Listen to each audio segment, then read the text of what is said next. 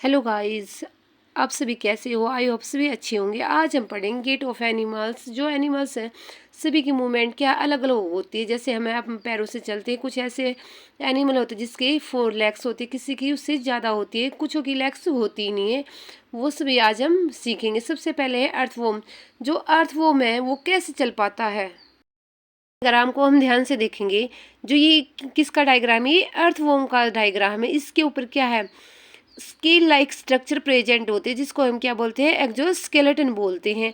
और जो अर्थवॉर्म होता है इसके अंदर बोन्स प्रेजेंट नहीं होती, ये मसल से का बना होता है और मसल्स ही मूवमेंट में हेल्प कर देती हैं।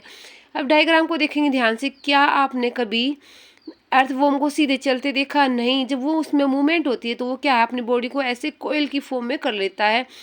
जो अर्थवॉर्म होता है उसमें क्या होता है, कॉन्ट्रैक्शन एंड एक्सटेंशन प्रोसेस होता है, जिसके द्वारा उसमें मूवमेंट होती है। जब अर्थवॉर्म क्या है, कॉन्ट्रैक्ट होता है, तो वो अपने कॉन्ट्रैक्ट का मीनिंग होता है सिकुड़ना। पहले वो सिकुड़ लेता है और फिर उस पोर्शन को आगे से क्या कर लेता है, एक्सटेंड होता है। इसी तरह वो आगे से बढ़ पाता है। लेकिन जब अर्थवॉर्म में मूवमेंट होता है, वो एक अपने पोर्शन को क्या है, जैसे आगे से क्या कर रहा है, वो कॉन्ट्रैक्ट, तो पीछे वाले पोर्शन को वो क्या है, सोयल से चिपकाए रखता है। फॉर एग्जाम्पल, जैसे हम लोग क्या चलते हैं, क्या आप दोनों पैरों को इकट्ठे उठा पाते हो? नहीं।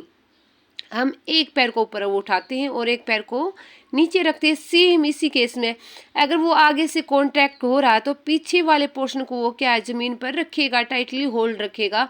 और अगर वो पीछे वाले पोर्शन को आगे लेके आ रहा है तो आगे वाले पोर्शन को वो जमीन से गड़ाए रखेगा। इस तरह उसमें मूवमेंट होती है। और इसमें क्या है, अर्थवॉर्म की लेग्स प्रेजेंट नहीं होती, उसकी जो बॉडी होती है उस पर हेयर लाइक्स स्ट्रक्चर प्रेजेंट होते हैं, जिसको ब्रिस्टल बोलते हैं। और ये ब्रिस्टल ही है जो क्या करते हैं, help to get a good grip on the ground. जो ग्राउंड से चिपके रहने में ये हेल्प करते हैं। आई होप सभी को ये समझ आ गया होगा। बात करते जो स्नेल होता है उसमें मूवमेंट कैसे होती है। ये आपको क्या स्नेल का डायग्राम नजर आ रहा है। जो स्नेल होता है वो क्या है कि ये ऊपर वाली क्या आपको हार्ड कवरिंग नजर आ रही है, इसके अंदर रहता है।